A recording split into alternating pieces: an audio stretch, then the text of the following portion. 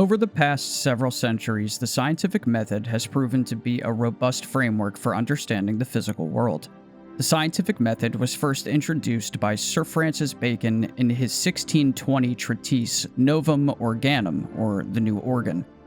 In this work, Bacon outlined a vision for a collaborative scientific community, wherein scientists would combine their observations to progressively uncover the truth.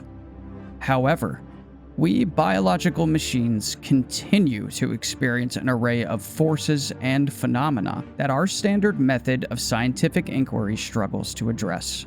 Why is this the case? Common responses range from skeptical dismissals to outright denials of the phenomenon's existence. This perspective posits that if an entity cannot be observed, measured, or demonstrated under strict, controlled experimental conditions, it is considered non-existent. And this, I firmly believe, is an enormous mistake, born of our naivete in thinking we know enough to overlook any ideas that challenge the status quo and the materialistic foundation upon which mainstream science has been built upon.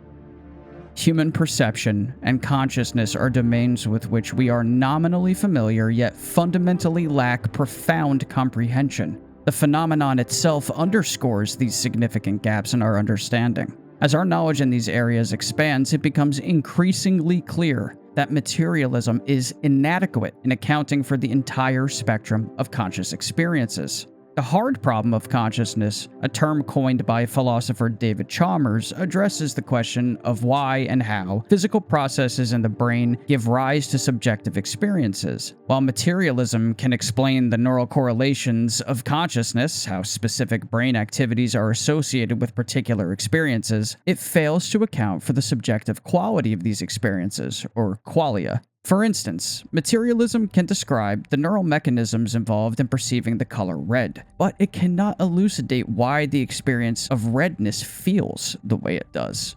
This gap appears to suggest that consciousness encompasses more than mere physical processes, and I suspect that non-human intelligences may also operate beyond the conventional boundaries of physicality, potentially in distinct and uniquely specific ways. Recently, I have been contemplating these operational methodologies in depth. These concepts form the foundational basis of this entire presentation.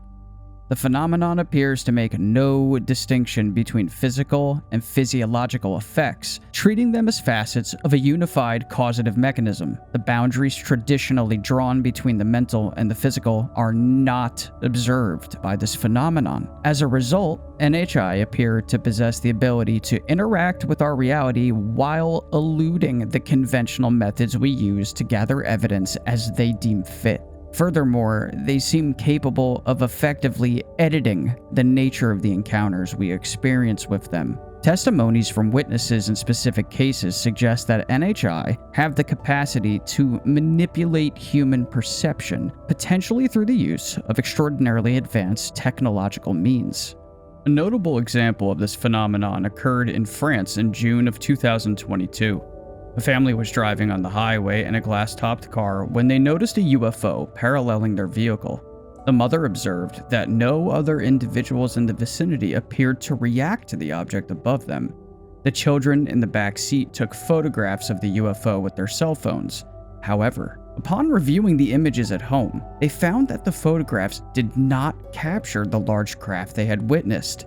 Instead, the images showed a small, star-shaped object approximately 30 feet above them, with 7 spokes and a central hole, which did not resemble a drone. This incident illustrates that while the family perceived a large craft, the photographic evidence showed something entirely different, and others nearby did not see the object at all, which would suggest a manipulation of visual perception. While hyper-advanced perception manipulation technology serves as a fair explanation for this sort of account, we are left still with numerous confusing and mystifying encounter modalities. My recent research into non-local consciousness as a foundational explanation for the various psi phenomena numerous individuals have reported experiencing through history led to the conception of what I call cognitive field disruption. To illustrate how this may work, I will start with the non-local consciousness field, as I like to call it. There have been a number of ways that I've described how this idea of consciousness originating from outside of the brain works. This is speculation that I've developed over the course of many years of personal research. It started with a goal in mind, which was to explain how highly unusual and undefined phenomena could be explained within a reasonable scientific framework. Admittedly, I am neither a physicist nor a scientist, but why should that hinder my curiosity about such topics? They fascinate me, and the same can be said of someone listening to this presentation that is enthusiastic about exploring these kinds of concepts. To conceptualize the notion of non-local consciousness, envision an office building as a metaphorical framework. Now imagine an individual situated on a particular floor within this building, secluded in a room and equipped with a headset connected to his cell phone. This setup symbolically represents our three-dimensional reality. In this scenario, the individual lacks direct sensory access to the external environment beyond the confines of the room and through the headset. Here, the cell phone symbolizes the human brain, while the headset epitomizes conscious perception. Positioned externally and maneuvering around the building is a drone, which maintains a wireless connection to the man's cell phone. This drone, due to its external positioning relative to the building, commands a comprehensive perspective, capable of observing the entirety of the building, peering through windows, and surveying the surrounding environment. It transmits data to the man's cell phone, which serves as a selective filter of information. What if NHI possessed the capability to effectively infiltrate the human brain's connection to the consciousness field, akin to interrupting a broadcast signal or remotely accessing an individual's computer? Furthermore, what if these entities can enter and exit within that field as constructs of reality, analogous to an individual opening a door and walking into an office? One particular thought that occurred to me while composing this presentation is the notion that non-human intelligences might inhabit Earth alongside us, but within an alternate layer of reality that our brains typically filter out. When this filter is deactivated, we perceive the world from which they originate. This concept closely parallels the beliefs of some researchers regarding the effects of DMT when ingested, suggesting it allows individuals to access such alternate realities. In the model I have developed to elucidate the function of consciousness non-locality, the conventional laws and regulations of physical reality as we know it and time do not apply. Time is accessible in a non-linear manner. Consequently, the phenomenon can interact with human beings without leaving any trace, as they are essentially immaterial within this framework. However, they possess the ability to materialize within our physical reality and, thereby, adhere to its governing principles if they so choose. Envision, if you will, a consciousness unbound by the physical constraints of flesh, bone, or sinew, a consciousness that transcends conventional definitions of physicality. This intelligence eludes the material confines of neuronal and synaptic mechanisms, occupying a broader spectrum that allows it to manifest within both the familiar physical realm and the unseen dimensions beyond. The notion of a dual existence, simultaneously material and immaterial, presents a profound challenge to the foundational tenets of scientific orthodoxy. In a world governed by material science, which demands tangible evidence, the phenomenon that can oscillate between being and non-being poses a unique epistemological challenge. Analogous to a quantum particle, this form of intelligence confronts the observer, fluctuating between detectable and undetectable states. Consider the ramifications of such an existence. This intelligence may subtly interact with our world, influencing events or thoughts, yet frequently leaving no discernible physical evidence of its influence. It may manifest as a fleeting whisper, a sense of déjà vu, or a shadow at the periphery of our vision. What tools are at our disposal to investigate such a phenomenon? Traditional instruments like microscopes and sensors designed to perceive the material might only capture transient interactions when this intelligence engages at a molecular level. As a result, it largely evades our scientific grasp, slipping through the meshes of our most sophisticated equipment.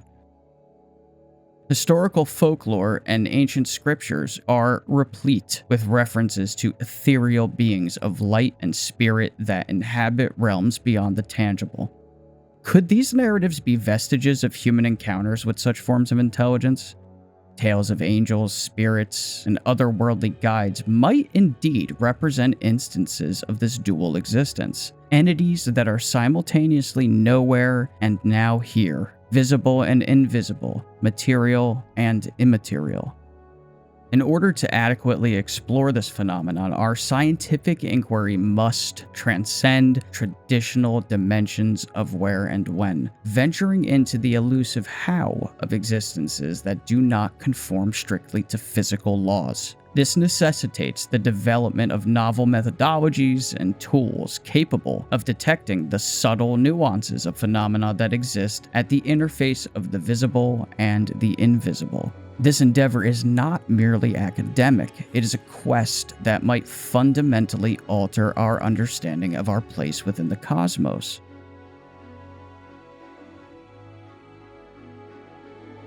Are we alone? No.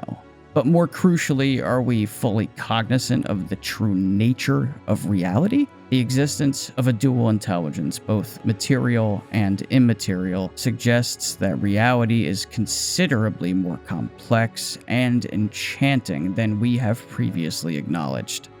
When doing this sort of research, one inevitably contemplates the point of origin of the phenomenon. The provenance of these NHI remains uncertain. While my research supports the existence of extraterrestrial life within our physical universe, the enigmatic complexity exhibited by this phenomenon suggests that attributing its origins solely to interstellar travelers is insufficient to account for the diverse range of intelligent entities with which humans have reportedly interacted. We must also consider the possibility that our planet is being visited and engaged by multiple intelligences originating from a diverse array of locations and potentially different points in time. Considering this, it is notable that human beings perceive approximately 3.6 times 10 to the negative 8% of the electromagnetic spectrum. This minuscule percentage represents the entirety of the visible light spectrum for humans and is so small that it is essentially negligible when compared to the vast majority of the electromagnetic spectrum, which remains invisible to us. The physical universe is composed of dark matter, dark energy, and ordinary matter. According to current cosmological models, the composition of the universe is approximately as follows.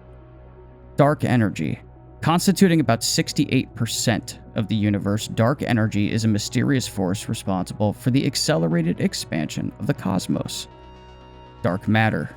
Making up approximately 27% of the universe, dark matter does not emit, absorb, or reflect light, rendering it invisible and detectable only through its gravitational effects. Ordinary matter. The remaining 5% of the universe consists of ordinary matter, which includes all the atoms and molecules that form stars, planets, and all known forms of life and observable objects. In summary, dark matter and dark energy together comprise about 95% of the universe. Ordinary matter constitutes merely 5% of the universe's total composition. To gain a comprehensive understanding of the phenomenon, it is imperative to transcend the purely physical realm and delve into the intricacies of the mind and the spirit. Jacques Vallée emphasizes that this phenomenon deserves serious scientific attention, yet it eludes the constraints of conventional inquiry, urging us to broaden our methodologies and perspectives. As author John Keel observed, we are surrounded by a myriad of invisible forces, and these forces can influence our thoughts and emotions. Cultural conditioning often leads us to disregard these perceptions. However, all human beings inherently possess the ability to perceive beyond the ordinary. To encapsulate everything that I've presented to you in this video with a broad stroke, it is evident, in my opinion, that the scientific method demands a reevaluation to integrate more versatile methodologies that address the profound questions concerning our existence and the essence of reality. Furthermore, the decline of materialism is imminent, and we should embrace rather than fear its impending conclusion. To put it simply, we don't know what we don't know.